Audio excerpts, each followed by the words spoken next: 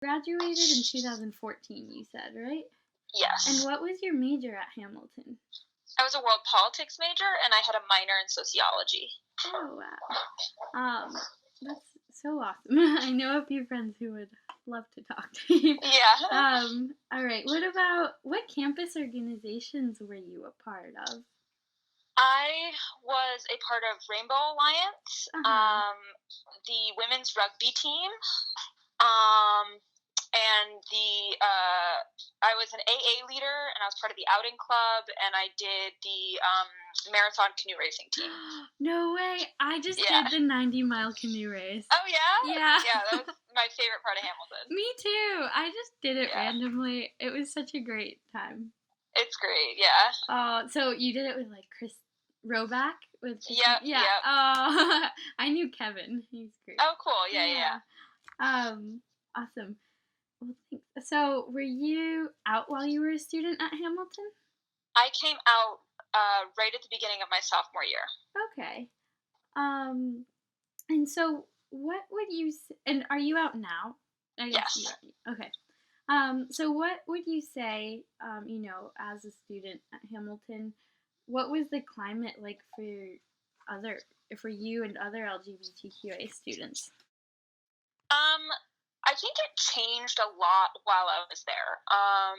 When I first came to Hamilton, I had been in relationships with women before, but didn't really identify as gay yet, but had the intention of going into Hamilton with sort of an open, honest approach to my, dating history. My roommate freshman year was sort of born and raised Christian, Long Island, kind of walking stereotype. And she wasn't homophobic per se, but she was sort of clueless in the sense that she would say things like, "Oh, that girl looks so dykey with her ponytail," or "that's so gay," and things like that. So I really didn't feel safe exploring that part of my identity until I was working at a summer camp after freshman year and really came to terms with my identity and decided to come out. Sorry, this is gonna be a long answer. No, this is why we love listening to your stories. So when I first came out, I very quickly felt extremely isolated and alone, and didn't feel like there was a great community at Hamilton, or that it was a big community, and I almost transferred because I just felt like I was completely, I had wonderful friends and supportive friends, but there were so few people who actually identified as LGBT that it just felt very isolating. And I started going to Rainbow Alliance my sophomore year and made a really wonderful community of people, but it was still small, and so it still didn't feel like I was part of something big or recognizable or I still felt very alone. And I was the first person to come out on the rugby team in a number of years. Okay. So the rugby team itself, which I started on freshman year, had this culture of like, "Oh my God, isn't it so funny that we're all straight?" And so we were playing. There's a tradition of doing sort of a never have I ever to get to know each other at the very beginning before we play our first game. And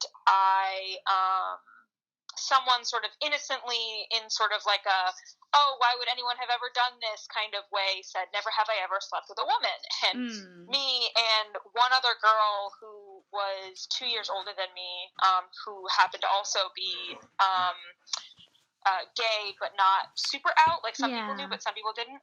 We both sort of looked at each other and were like, "Oh crap!" So we got up and ran around the circle, and that's how I came out to the rugby team.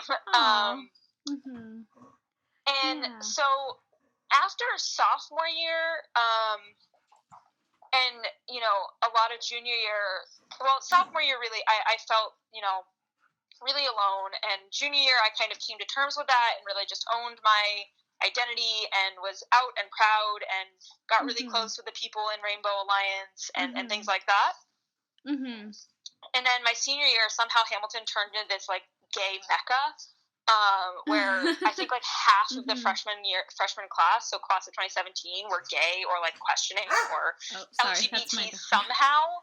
Mm. And by that point, the entire rugby team had at least made out with each other, if not come out as something. So Mm. it just sort of was this huge culture shift where Wow. all of a Yeah. sudden there was this vibrant gay community with outspoken allies and outspoken members of the community. And I don't know if you've heard of Open Doors. Yep. It was sort of like an offshoot of Rainbow Alliance, Mhm. but it was a more structured discussion led by a faculty member. And when it started my sophomore year, it was four of us. Mhm.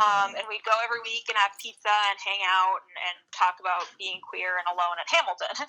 Oh. And by the time I graduated, it was like at least 10, 12 kids. It was this huge culture shift. And I think, I don't know why that was, but somehow Hamilton started to be known as a place where you could be who you were and really be accepted no matter what, which I think was always the case, but for some reason that didn't really translate into a very vibrant LGBT community. Mhm. Wow, that sounds like I can see the shift that you're talking about for sure. Mm-hmm. Especially from your freshman year experience to what I see now at Hamilton. Yeah. Wow. Oh my goodness. Thank you so. And Yeah, yeah. what's interesting too is, I've been to several. I worked reunions while I was at Hamilton a Yeah. couple of times, and I Mhm. went to the LGBT alumni gathering during reunion weekend. Mhm. And listening to some of their experiences of having to be underground and secret and things like that, I know that even my freshman year, things were vastly better than back then, but Mm. still weren't great. So it's just an interesting progression that I think Hamilton has been through. Yeah. Wow. You've outlined it and like painted it so beautifully in this little story you just told me. Thank Thank you. you. No, thank you for sharing. So here, I guess I'll move on to the next question, and Yeah. feel free to keep talking as much as you want, because Great. I have as much time as Great. we want. So the next question is: did you face any personal hardships connected to your LGBTQIA identity while at Hamilton? Which I guess you've touched on a little bit, Yeah. like with your I roommate think and stuff. the biggest piece was isolation, and Mm. just feeling alone. I personally didn't face any sort of discrimination or prejudice, Yeah. other than sort of the microaggressions that came out of, things that my roommate would say in freshman year or things that the rugby team would say. But once I came out, people were a lot more understanding. I would say, though, that my sort of, when was it? Oh, beginning of my junior year, I was dating someone who had just joined the rugby team. Mhm. She was a year younger than me, and we were sort of the first couple on the rugby team.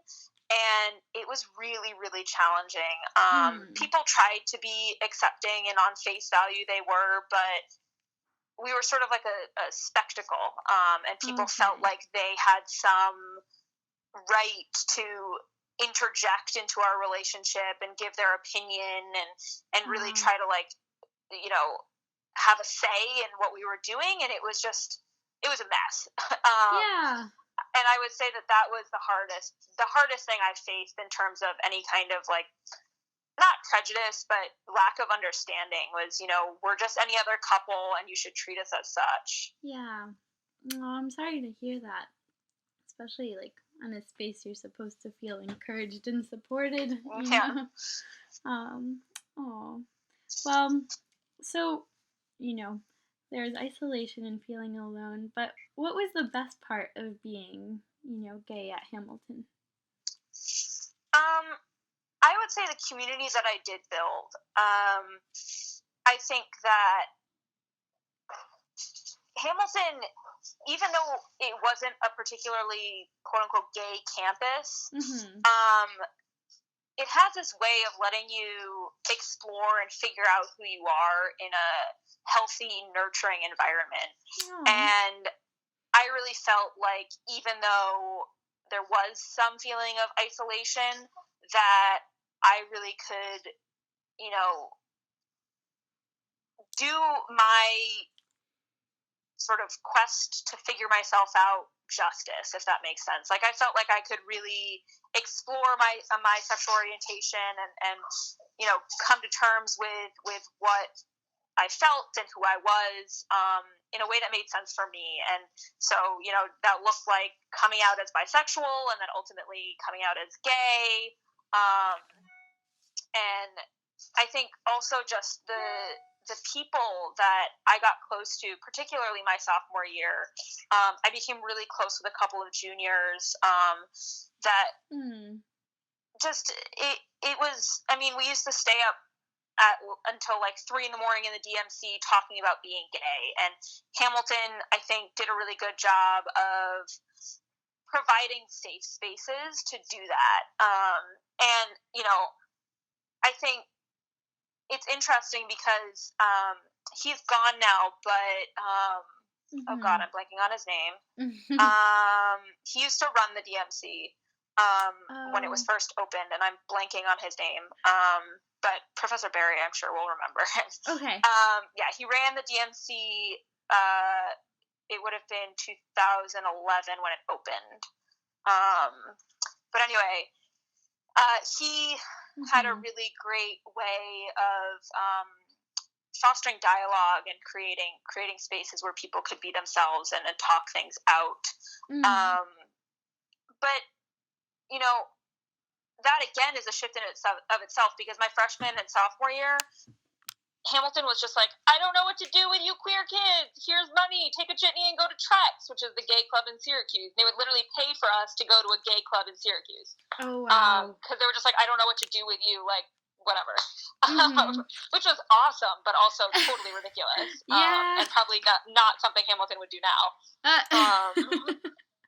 But it's interesting. But I do think that Hamilton has this way of letting all of its students, kind of find their niche in whatever weird, quirky way that might be. Yeah, that's nice to hear. I'm glad that you did find those safe spaces in that community. Yeah. Different. So I guess kind of following the communities and stuff that you found, did you engage in any campus activism with like Rainbow or the LGBTQ community? So I think it was my junior year. There were certain members of Rainbow Alliance that came in who were very much more activist focused, and really, wanted to push certain issues and things like that. And it was sort of an ongoing debate within Rainbow about whether to become more activist or stay more, informative and neutral and safe spacey. And I would say there wasn't a huge amount of cause for activism while I was at Hamilton, and a lot of that was just because the community was so small. Real push, the real sort of LGBT activism that occurred, I think, at Hamilton was the push for gender neutral bathrooms, but that was actually the year after I graduated. Yeah. But there was always sort of the feeling of like, if anything happened, we would take arms. And I participated in a lot of the campus racial movements that were taking place and the discussions around race and race dynamics that were occurring. So I would definitely say I was active in those spaces, but I don't think that there was any specific causes around LGBT issues while I was there. Gotcha. Okay. Yeah.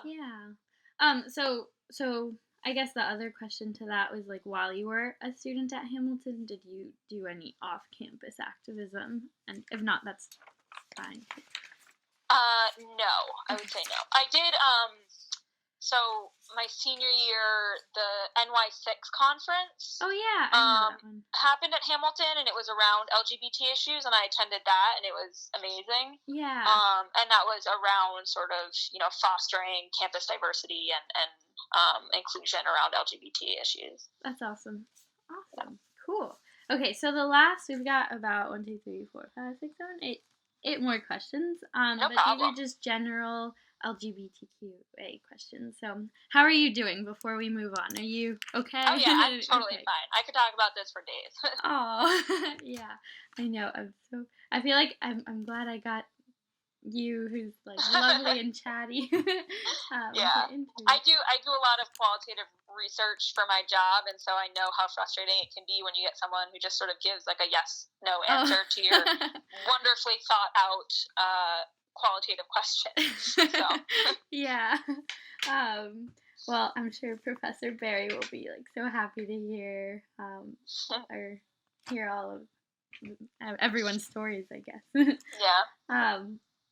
So what impact did coming out have, or just being LGBT or gay have in your work life? I would say I've been really lucky. I work in a city that is extremely liberal. Yeah. We voted 93% blue in the last election. Or, sorry, 97. Yeah, 97% blue in the last election. And I think my first job out of Hamilton, it was something that I definitely thought about. I didn't know sort of what it meant for my career. There are no federal protections for discrimination against LGBT people in the workplace. You can be fired for being gay. And so it was definitely something I thought about. And I early on was talking to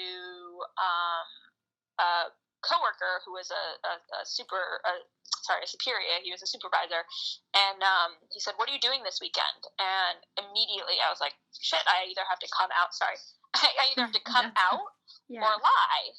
And I don't know if coming out is appropriate. I don't know, that it's scary. And so I actually had a hunch that he was also gay, so I decided to just be honest, and I just said, "Oh, my girlfriend's coming for the weekend."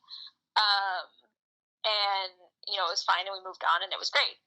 And so later found out that, one of the vice presidents of that company is a lesbian and things like that, so it's very open and accepting place, and the company that I work at now, like, I think 50% of my team identifies as LGBT in some capacity. Wait, one sec. I think you're breaking up a little bit. I don't know what. Oh, there we go. Sorry. Yeah. Sorry, it was my headphones were getting caught in my scarf. Where do you want me to start over?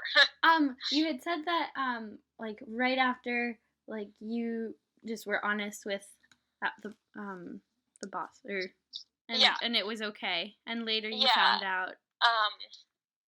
Later I found out that one of the vice presidents at the company is actually a lesbian. Okay. And, it's super open and accepting place. And the company I work at now,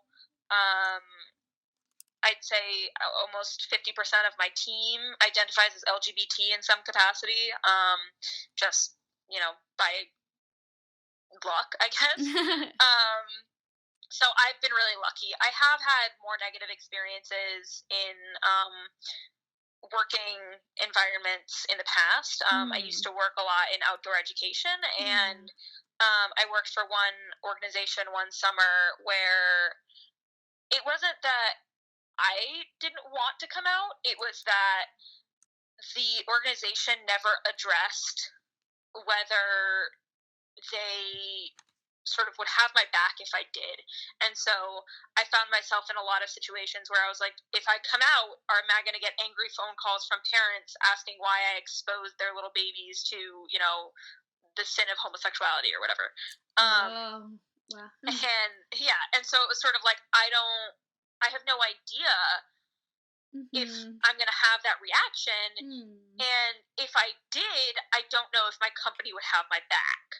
And so it was sort of like this awkward environment where my co-leader would, openly talk about his relationships with women, Mm. and I didn't feel like I could talk about mine. Yeah. Oh, that's tough. Yeah, Oh. Oh. What? but now it's all good. So, Yeah, that's also good. What about coming out and being gay in your family life? um, it's been great, honestly. I so I originally knew that I did not identify as straight when I was 13.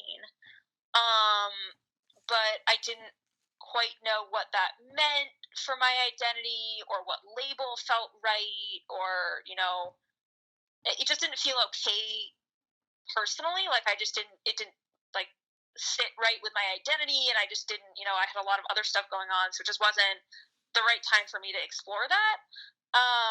And Mhm. so it took me until, Thanksgiving of my sophomore year to tell my mom. Mm. Mhm. um so 6 years later, yeah, I was 19 at that point. Yeah. Yeah, so 6 years later, I finally told my mom. And her reaction was good. You know, I have a weird coming out story where my mom, like, kind of came out to me too, but I don't think she meant to, but she sort of did, and it was really weird. Um, but basically, her point was like, she felt like I was making a choice, and the reason she felt that way was because it was a choice that she had kind of made in her childhood to not come out, to not explore that part of herself, and Oh. to marry a man because that's what you did. And she didn't say that directly, but that was sort of what she was implying in the way she phrased it. Huh. Um, and so it was tough at first for a while to try to really explain to her and get her to realize that it is not a choice and I do not choose to be gay. It's Mhm. just who I am. Mhm. And coming out isn't a choice. It's you have to come out to survive and to be able to live authentically. Mhm. Um, and so it was tough, but the first thing she said was like, "Of course I love you. Like, that doesn't change." So it was by no means bad. Mhm. I came out to my sister a few months later. In the car ride on the way to my grandmother's funeral. Oh.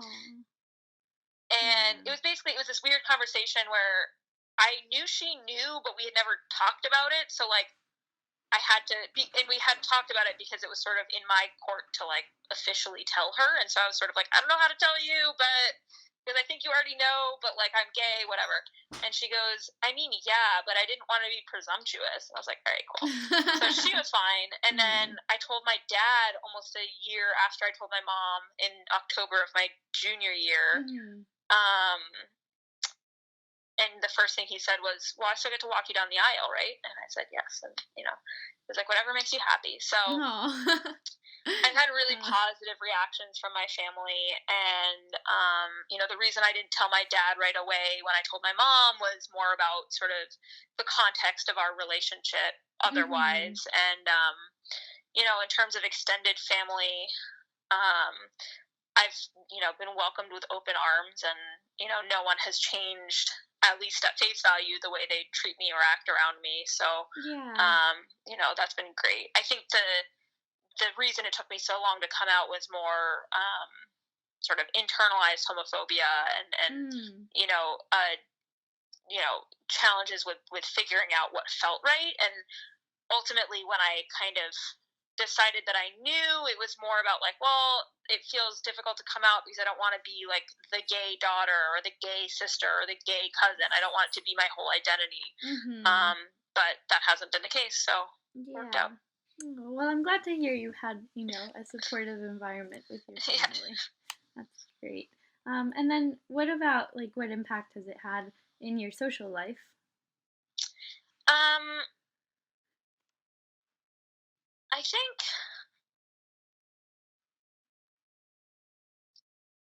I mean, I feel like in it has an impact in that I seek out queer communities to be a part of. Yeah.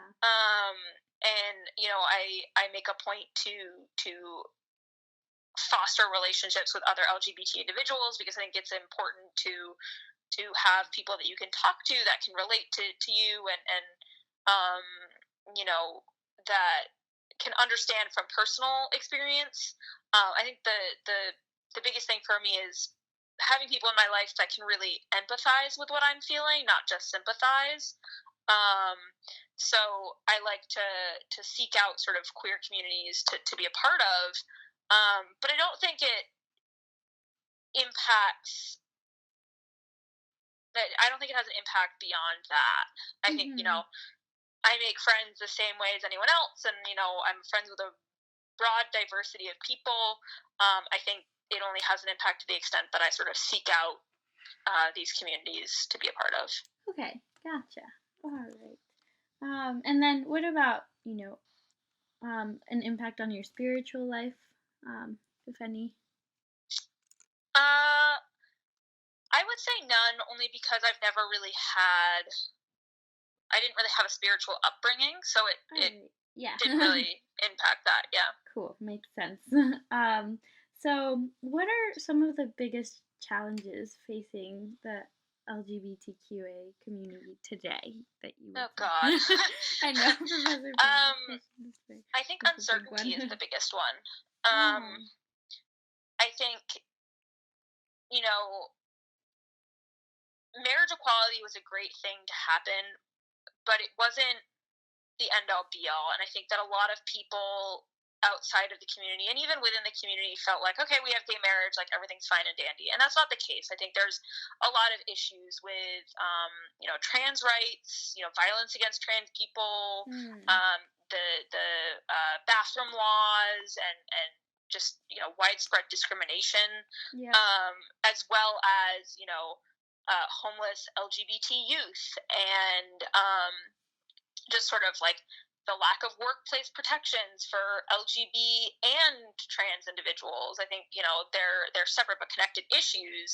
Um, in the eyes of sort of politicians, I think it's important that it's an LGBT community, but I think that from a policy standpoint, they're sort of the LGB community and the trans community sort of get separated in significant ways, in Hmm. the way they're treated by in the eyes of the law. Um, Mm-hmm. but I think, you know, those issues haven't necessarily changed. Yep. I think they're still the same. There's still issues with violence and discrimination. I think that the problem these days is uncertainty. It's uncertainty around, you know, like, is someone going to try to overturn the Supreme Court ruling? Is someone going to, successfully pass one of these awful discriminatory laws? Yeah. I know. And, Mm-hmm. in a more sort of immediate sense, am I safe? Mm-hmm. Um, I think that's one of the biggest ones that I think a lot of members of the LGBT community are feeling right now is, particularly, I think, trans individuals sort of, Yeah. do I need to think about leaving the country? I mean, do I need to think about an escape plan if things go south? Because, it might sound extreme, but I think in a lot of ways we're sort of, headed in a negative direction. Unless something really changes, we could very easily end up in sort of a second Holocaust kind of situation. And, who's first in line in that sense? It's minorities. And I Yep. think that it's a serious concern for the LGBT community, is just sort of overall safety. And some of us, myself included, are sort of lucky in the sense that, I am straight passing, but, Mm. um, it's still, it's difficult and discouraging to feel like I am once more in a position where I have to question whether it's safe for me to hold my partner's hand at a given point or in a Yeah. given setting.